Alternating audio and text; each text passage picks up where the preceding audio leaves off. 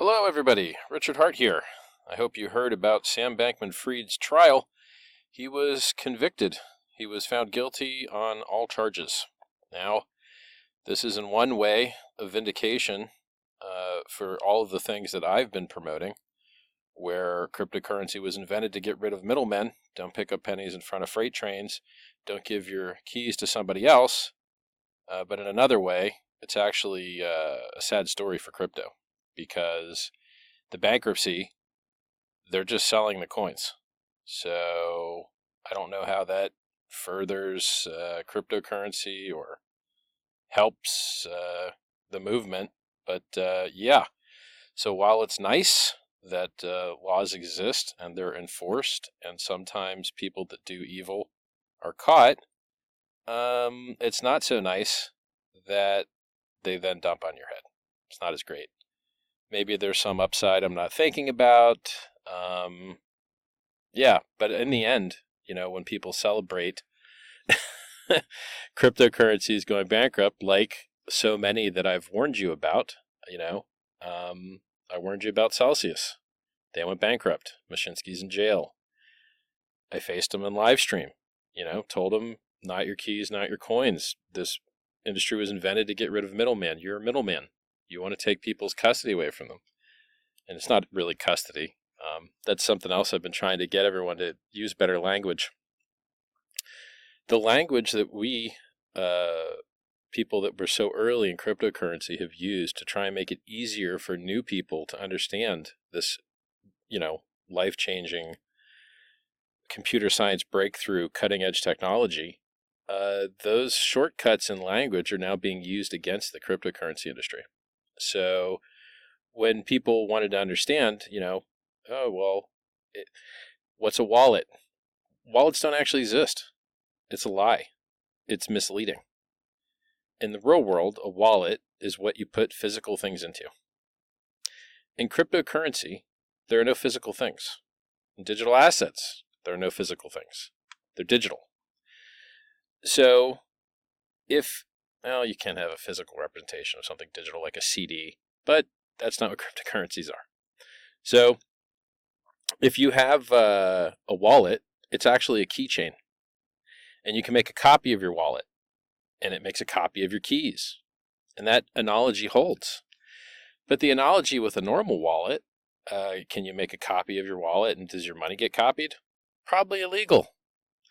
So, there's a difference between data and printed currency. There's a difference between data and coins. And so a centralized database that you know a key to is vastly different than having custody of something. Vastly different. And, the government is running into huge problems with misunderstanding. And it's screwing up their execution on the intention to write good rules or good law, because they just don't understand the technology. And you guys are part to blame. Yeah, you guys. And even a little bit me. So I said, you heard me use the word custody a minute ago, and then I had to stop myself, because you get used to these habits of imprecise language. You cannot custody a cryptocurrency. You can just know a key. And you can't even use that key to move coins, and there aren't coins, and they don't move. They're sitting in the same chain they always were. It's the same database. Database didn't change. You just updated some values in it. So there isn't any such thing as transfer. There isn't any such thing as custody. These are all mistakes of understanding that now are coming to bite the industry, and we have to do better. We have to educate better. So you do not have a wallet. You have a keychain. You cannot custody cryptocurrency. You can only know the key. And you can only update the database. That's it. And here's the funny part. You can't even update the database. The only people that can update the database are miners and validators.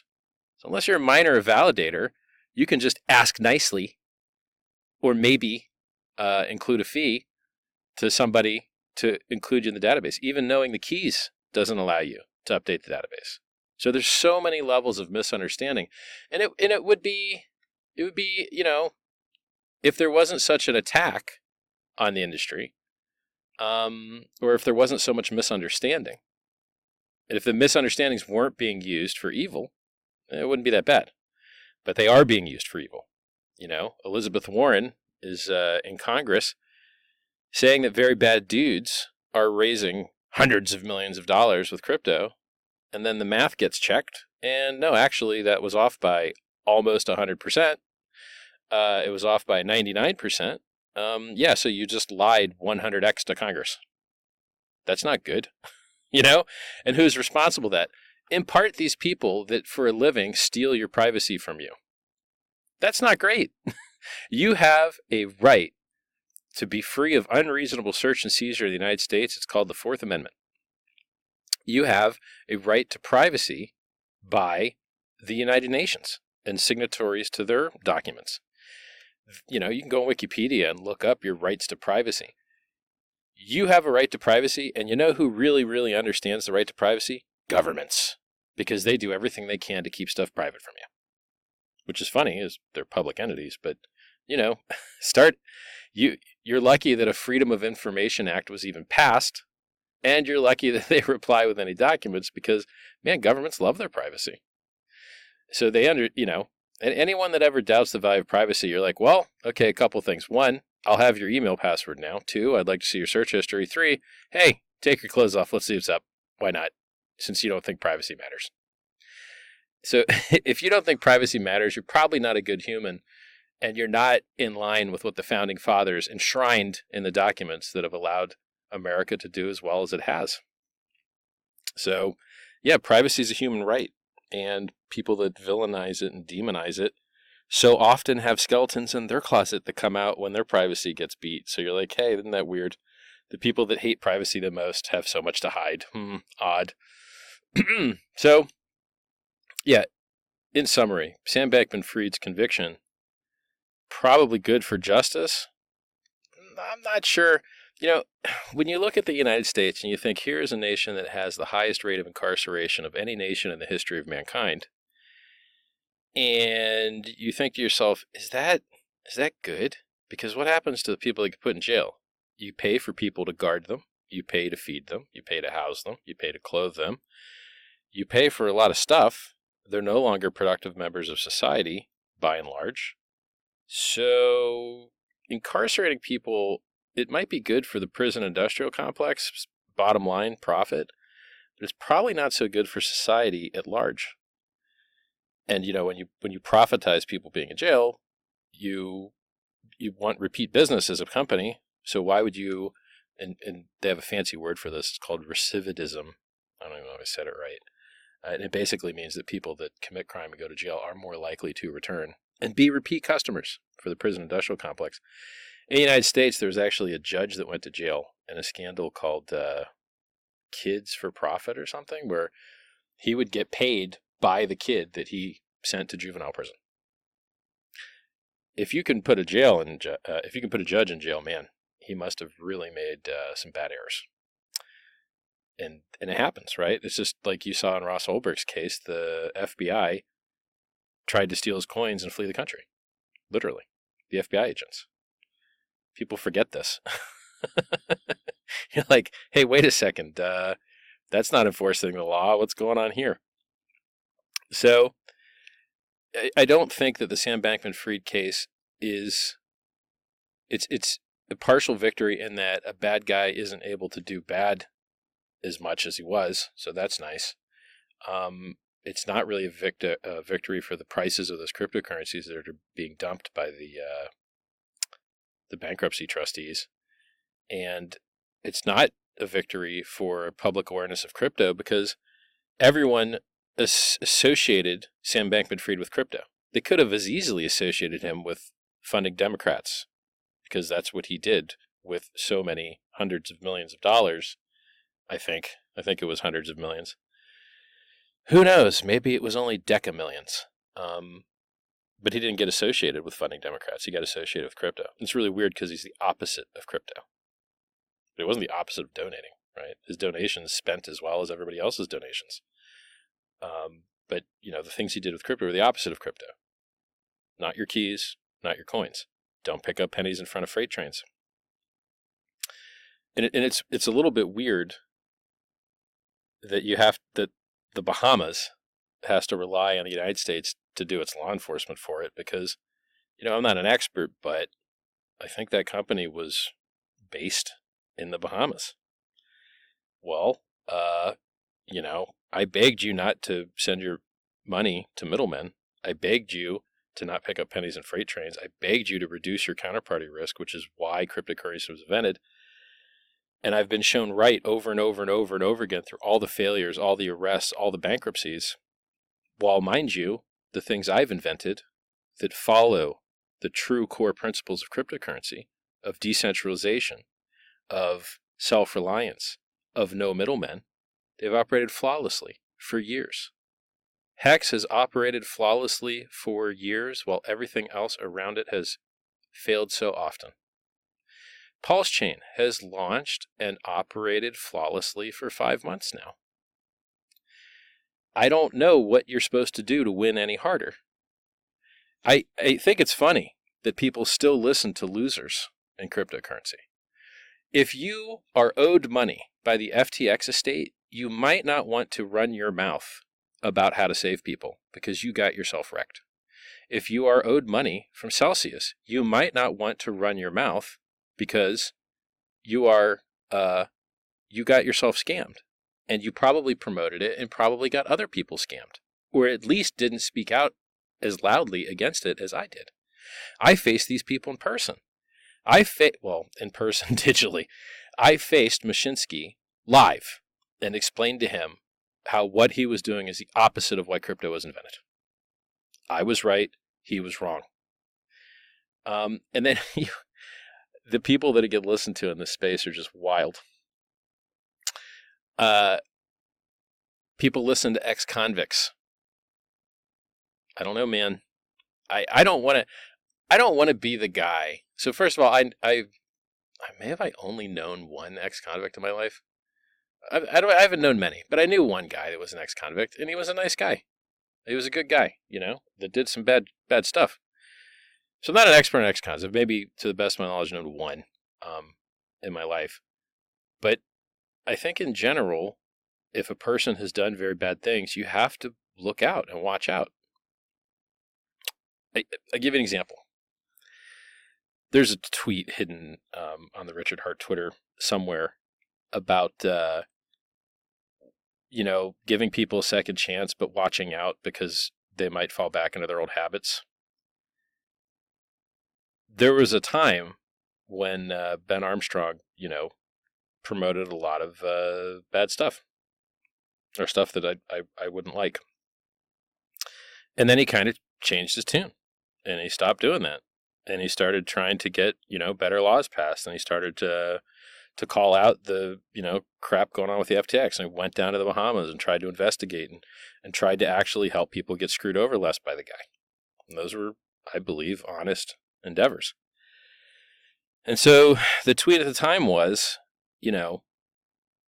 people that did bad stuff can start to do good stuff, but you got to watch out because they can get back into bad stuff again. And so what happened with Ben is unfortunate because he fell back into drugs. And now, he's selling a paid indicator. And he's selling his Rolex and he's selling his Lambo. Or it might not have been his Lambo. I'm not sure the whole story on it. And so, we keep getting these kind of lukewarm, not so great examples of, look, Richard Hart was right again. But it's unfortunate that the things he's predicting are kind of a story that we've seen 1,000 times before. People, when tempted, very, very often will fall for that temptation. So it's unfortunate. It's sad. And guess what, guys? I'm the rock. I'm the giving tree. I am here. I am promoting the things that will make the world a better place. They are working.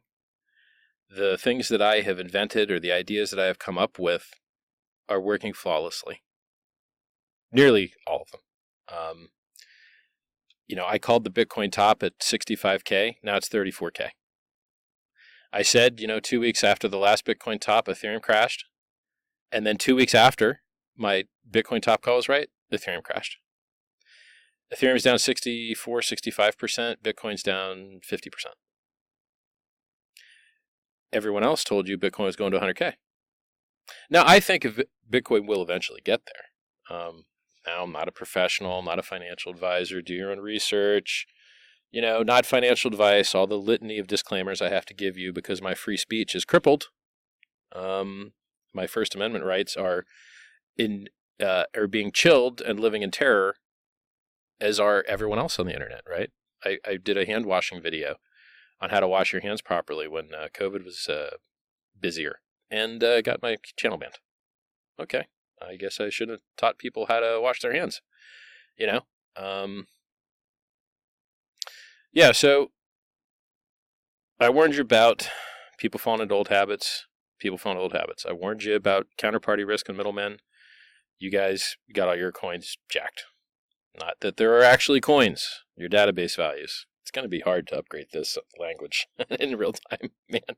It's easier to keep it right in writing, but in real-time language, it's a little bit harder. And, the industry is still full of scumbags. So let's take CoinMarketCap. Are they still lying about Hex's market cap? Yep. CoinGecko, still pretending that the coin doesn't have market cap? Yep. People, you're just like, it has been reported to me that people say things that don't make any sense, like, that Richard Hart, he disappeared. You're like, really? Am I not here? That's funny, because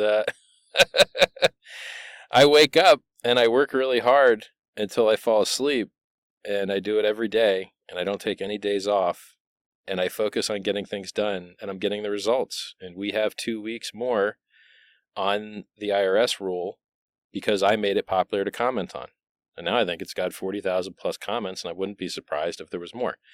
Now, I hope that those comments are relevant and substantive and not just copy pasting the same crap, because I don't think 100 copies of the same thing is anywhere close to as useful as rotating through all the perspectives and presenting those perspectives in the most compelling light.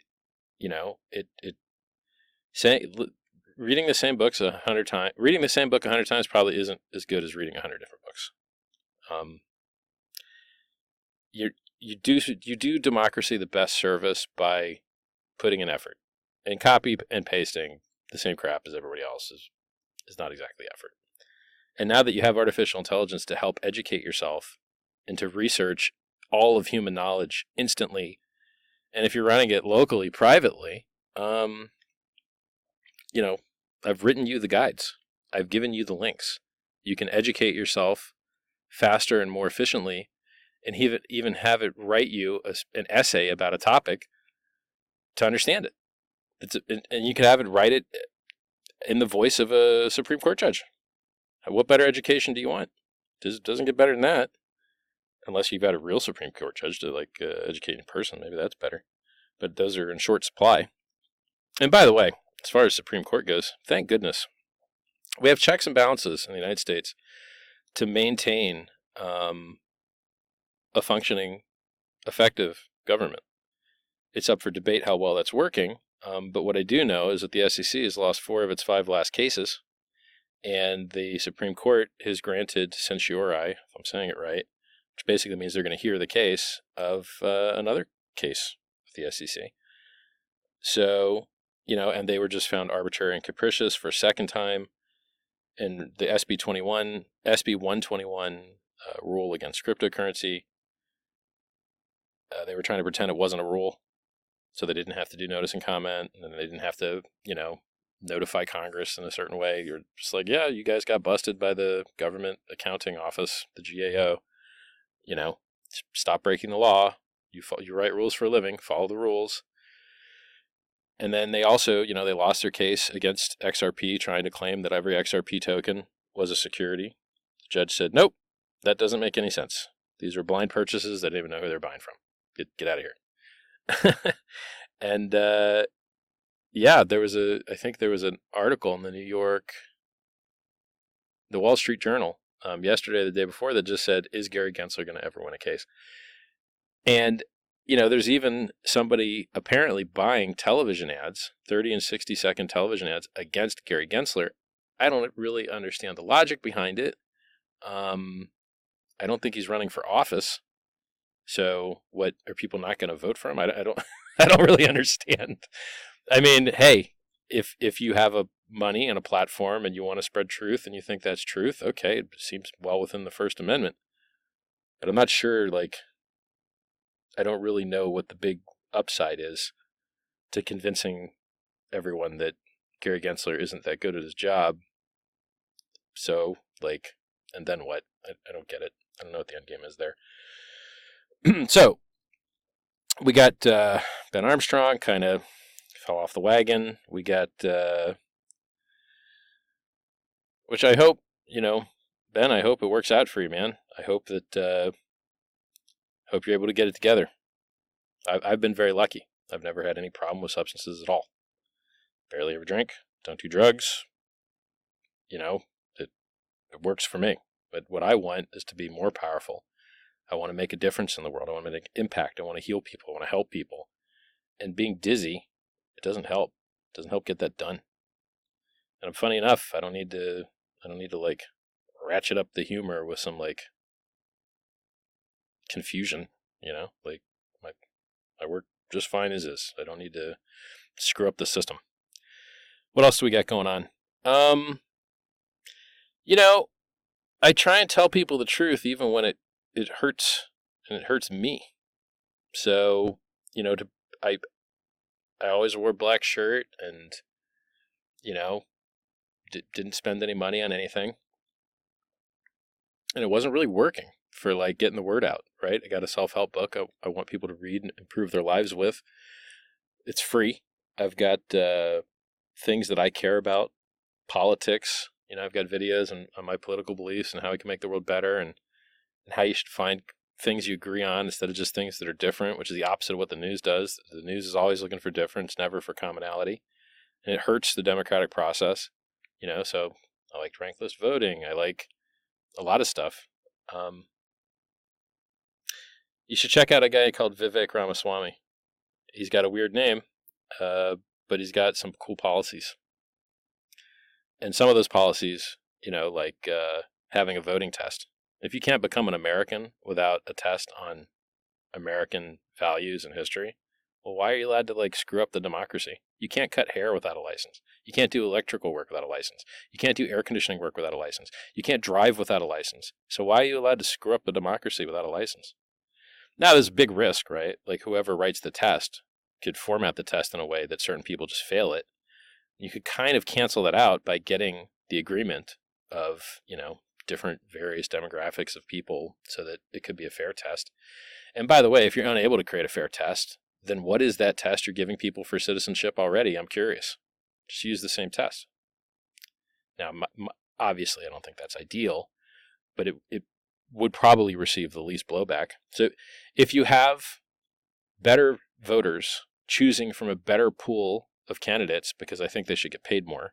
If you want your democracy to work well, it has to pay competitive rates to the private sector, period. So if you have better candidates with better voters, with a better voting system using ranked lists, you should get better outcomes. And so Vivek, he has some of these similar ideas, which is insane because, no one's ever brought these ideas up that I've ever seen in a debate ever, Also, hey, a lot of people with weird names have won. So Obama won, weird name. So maybe Ramaswamy isn't that bad. Long story short, every day I wake up and I work until I go to sleep 7 days a week. I'm trying to make the world a better place. And I hope that you see through my actions how much I care about you and how much my eye is on the ball, on the things that I think will help your life the most. I don't live in the United States. I haven't lived in the United States since 2003. It's 20 years. But here I am out of the kindness of my heart trying to make it a better place. I don't have to do that. I don't have to spend my time trying to make democracy work better. I don't have to spend my time, making the recording that I'm making now. I don't have to do this, but I do it because I care. And it's making a difference. It's making an impact. It is working. And if I died right now, you might have noticed that go.hex.com is a collection of links to code that you can run a bunch of different ways. Why is that? Why is go.hex.com a collection of links to software that you can run? Because it's your choice. You choose what code you're going to run on your computer. You chose what people you're going to communicate with. You make all the choices. You have all the power, and you have all the privacy. Even if you want to be stupid and give your privacy away, you can't. There's no contact us form. There's no email. There's no phone number. There's no way for you to de-anonymize yourself. There's no way for you to throw your privacy in the garbage. There's no logs. There's no Google Analytics. You can double-click a zip file and run the code from your desktop. You can view the source online. You can go to IPFS and see the hash of the compiled source and see it on different gateways, or run your own gateway or access it natively on the IPFS network. You can, there's so many ways that you get to be in control. And why is that important? Because if I die and Hex.com goes offline and PulseChain.com goes offline, it doesn't matter. Now, I think that I won't be able to make the world a better place anymore if I'm dead. It's unfortunate. But your ability to run the code that you want won't be impacted. Because you have the code. You have the power. You are the network. It only exists because you will it into existence through your communication with your peers, your association with your peers, a truly decentralized, open source, peer-to-peer network. It's nice to brag about all the things that we're involved with and that, I've invented or founded that just work better than other things. So for instance, yesterday or the day before, Uniswap went down. Why? Because some Cloudflare thing went down. Well, PulseX didn't go down. Now, why is that one part bad for Uniswap, one part good for Uniswap? One part bad because, hey, it'd be nice if your website just didn't go down. Hex doesn't go down. PulseChain doesn't go down. To the best of my knowledge, neither Hex nor PulseChain has ever been down. Ever. But almost every other website has. Microsoft, Google, Amazon, you name it. It's really good fortune and good design. So, I'm ragging on Uniswap a bit for a few reasons. One, they delist things. Two, I'm not sure how decentralized they are. Three, they're dumping tokens on people's heads. Now it's subsequent to some DAO vote or something. Four, they turned on a fee, a 0.5% fee on their front end. I mean, yeah, okay. That's the bad things. Here's the good things. They invented free and open source software that you can run on your own, and you don't really need to be flapping your lips and complaining about their front end going down, because you can just run your own. So, on one side, it's like, hey guys, do a better job. And then on the other side, it's like, hey, they did a pretty good job. Creating free and open source software is beautiful. PulseChain is free and open source software. Thanks, Ethereum. I think Ethereum is almost the most secure blockchain that exists. I think PulseChain is the most secure blockchain that exists. Now, does anyone care about security in crypto? Apparently not. But I do. I care.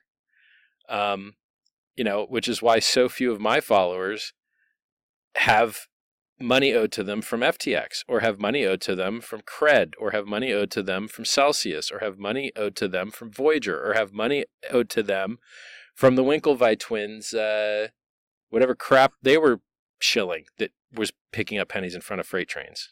And now they have got a complaint against them. The government wants to screw them up. Yeah, it turns out when you lose people's money that you were entrusted with, the world gets angry at you. Guys, guess what? I feel great because I don't have your money. I don't have anything that I could do to your money. I don't have it. You have it. Your coins, your keys, your network. It's all you.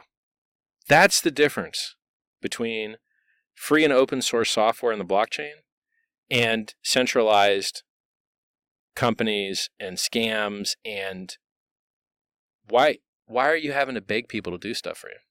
That's the opposite of why crypto exists. Can I please get my money? Can I please send something? Can I please put the front end up, please? Oh, please. Guys, cryptocurrency was invented to empower you, to give you the power to disempower these disgusting middlemen. Middlemen that remove your privacy, remove your freedom, restrict you, control you. All the opposite of the Fourth Amendment. And by the way, we have other rights. We don't just have a right to be free of unreasonable search and seizure. We also have a right to bear arms. Well, if weapons technology is considered arms, and if encryption itself is considered weapons technology, well, you could make the argument that cryptocurrency is protected under the Second Amendment. Now, I haven't seen anyone make that argument, but I don't know why. Here's another thing. You've got a right to contract. One of the few things that everyone agrees that the government really should be concerned with and really should be doing is enforcing contracts between people. You have a right to contract. I believe it was enshrined in a case called Lochner, L-C-H-N-E-R, but, don't quote me on it because I'm just doing this stream of consciousness. I don't have any internet in front of me. You've got a right to freedom of movement. You've got a right to freedom of association. Blockchains are peer-to-peer networks that are association. You've got a right to freedom of speech. Blockchains are speech. You're just speaking data to other people, your peers, and you're making it public. Things that you're going to make public have a higher degree of protection against censorship. So if the government seizes property from you that was going to be made public, and you notify them that they're violating that law, you can receive financial compensation in return. And this has happened. But if you don't notify them and they didn't know they were violating that rule, then they won't be found guilty and you won't get paid. And so actually knowing your rights is important to, one, help these guys not break the law, and two, protect your privacy, and three, if your privacy is violated, receive financial compensation. Now, you'll find these links on the Richard Heart Twitter. What else? So there's all these rights that you have that are being trampled on, and the most effective way that you can fight back, the most affordable and effective way that you can fight back, is to submit relevant and substantive comments to proposed rules. It makes a difference. And if you look at it abstractly, if part of the problem with the governments of the world right now is that there's too much regulation and it cripples progress, well, the regulators also have regulations that cripples rulemaking. And so the heavier their load, the harder it is for them to make rules, whether they be good or bad. And you might say that that could counterplay, how else are you supposed to counterplay a bad rule other than commenting? Because if the founding fathers knew that there was an unelected fourth branch of government that had millions of employees, very highly paid employees, that were not elected, these are not the judicial branch, they are not the legislative branch, but they're writing law. You're like, well, guys, it's kind of a violation of due process and the separation of powers doctrine if the people writing laws aren't legislators. That's what legislators' jobs are. It's an abdication of authority to just give, I see so many problems with what's going on. And it's great that the Supreme Court is fixing a lot of them.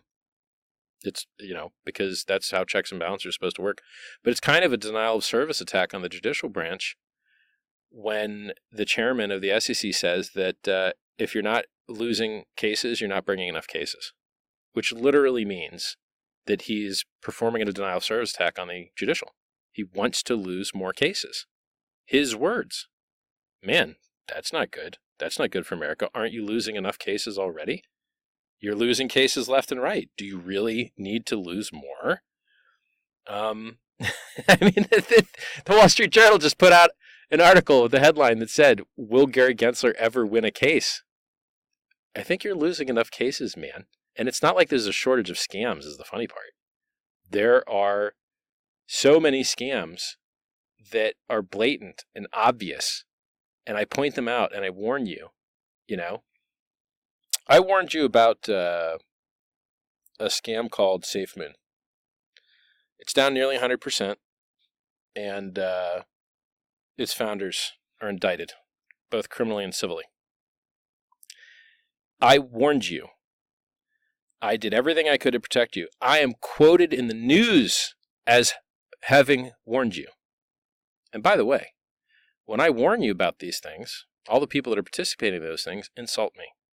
When I warn you about the Bitcoin top, Bitcoin guys insult me. When I warn you about counterparty risk, Mashinsky insults me, blocks me. The Winklevice, everybody that I warn you about that says, I try and tell you to watch your butt, and I try and warn you, and I try and protect you.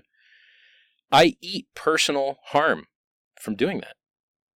And so I don't know what else I can do to try and make a difference, to try and make an impact. I'm doing everything I can. I'm working at 100% capacity to try and make the world a better place. I hope that one day more people will know what I've done and what I'm doing. And it's sad that the people that they get so many eyes and ears are disgusting scammers. People that represent centralized companies, people that have promoted centralized companies, people that have got their followers wrecked, ex-cons, you name it. I hate making fun of ex-cons, but it's not good, man. But look, we got our 2 weeks. We got 10 days left on the IRS comments. We got maybe, 70, 75 days left on FinCEN comments. We've got things going on in Australia and the EU that need comments. If you really want to make an impact in the world, I hate to break it to you, writing comments is going to be a large part of your life for the foreseeable future. And hey, here's the good news. Instead of whining and crying to people that don't matter, you can whine and cry to people that do matter. And then you can copy paste your whining and crying with some modifications to the next thing that matters. The world's not going to get better on its own. You really have to try hard to make it happen. And it's what we're doing. And it's working.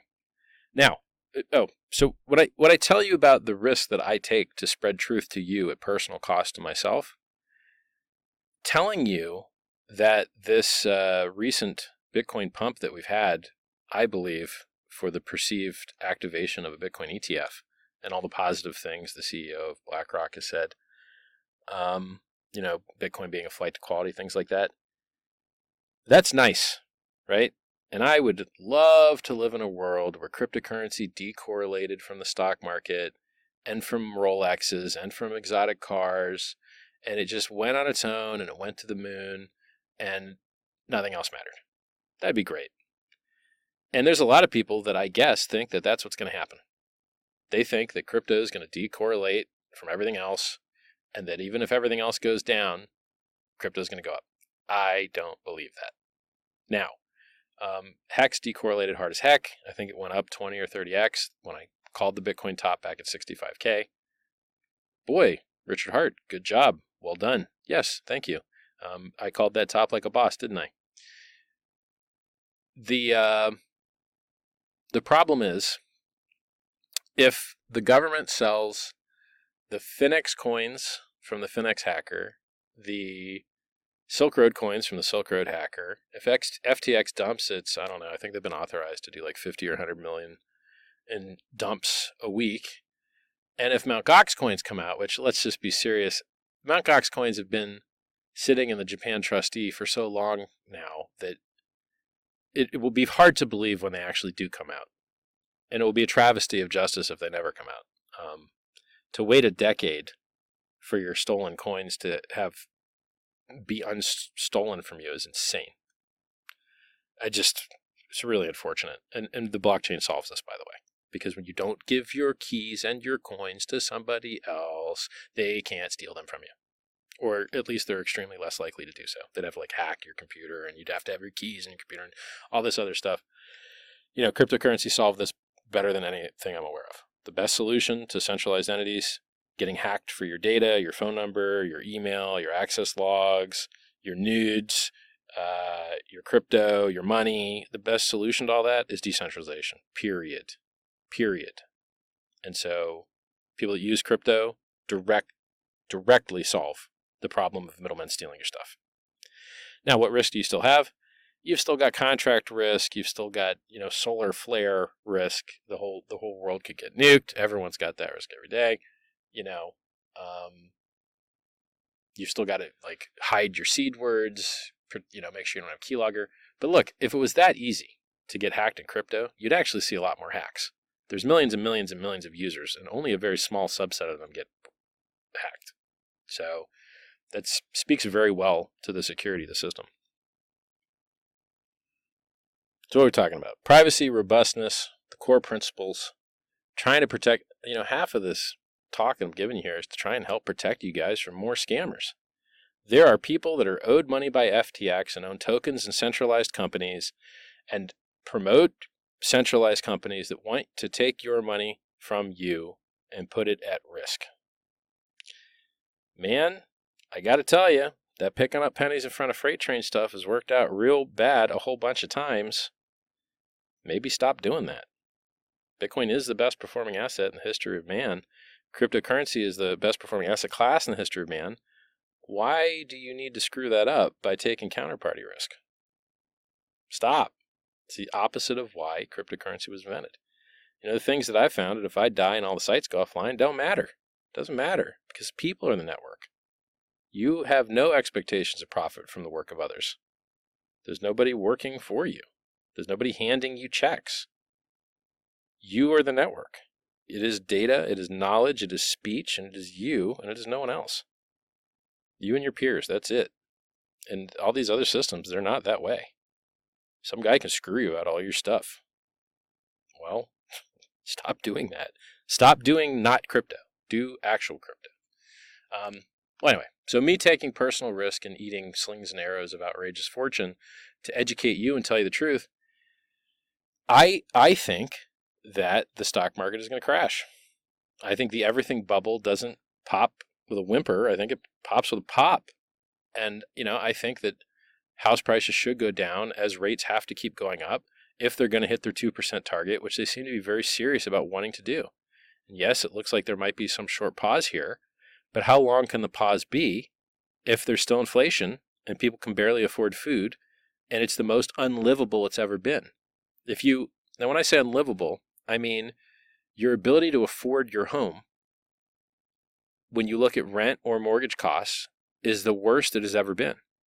The increases in rents and mortgages are the highest they've ever been versus the actual income potential of a human on average. That is not sustainable. And I don't really see it getting better without prices coming down. So now look, the way that this argument fails is if they give up on the 2% price target and they decide to go full on hyperinflation and get, Argentina style with it and just have 20, 30%, 100% a year inflation. And then, everybody's numbers can go up. Their actual wealth won't go up, but denominated in dollars, which are flying through the floor in value. Now here's the funny part. When I say dollars flying through the floor in value, it's not versus other currencies. The DXY dollar index is up versus other currencies. But your purchasing power to be able to buy, say, a cheeseburger or a house or a car or almost anything else is pitiful. And so the dollar will gain strength versus other currencies, but it will lose value against almost anything else. And the thing I try and teach you that almost no one else in the world will teach you or can teach you is inflation is just a measurement of how much money has been printed versus how much stuff there is. Now, I will add a little nuance there. Credit is money. It spends the same. So if you say, hey, I'll paint your house if you give me $100, and then you give me the 100 and then I paint your house, okay, one house got painted and $100 got transacted. But in actuality, I could have accepted the money after I painted your house. And then $200 existed because $100 of work got done, and then the other 100 was still there. And so credit actually creates money. And, one of these things that you see in the charts when you research them historically is that the stocks have dropped after the Fed has pivoted to lower rates. And the Fed has usually pivoted to lower rates because the credit markets have frozen. And the credit markets are frozen because why would they lend to you at, 2 or 3% or 5% or 6% or whatever when they could just wait a couple months and lend it to the government for more with no counterparty risk? They have the value of the currency risk. Can you imagine how many? I think that there's trillions of dollars of people that bought government bonds at single digit and lower percent returns, which was a bet that the government would never ever raise rates from near zero. Man, did that bet work out poorly for those guys. You would have been better sitting in cash, homies. And then these are the guys that are going to try and tell you what you should do with your money. A country that is bankrupt is going to tell you what you should do with your money. Bankers, go look at the index of bank stock prices. They're demolished. And why shouldn't they be?